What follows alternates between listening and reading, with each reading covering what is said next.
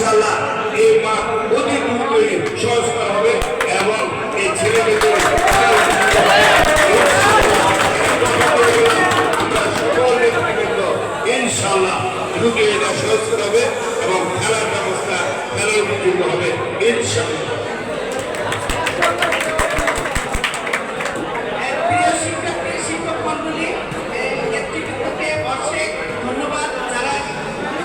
বিষয়টিকে তাদের হৃদয়ে স্থান দিয়েছে এবং তারা ভবিষ্যতে এটি বরাদ্দের ব্যবস্থা করবেন, এই দায়িত্ব তাদের হাতে তুলে নিয়েছেন।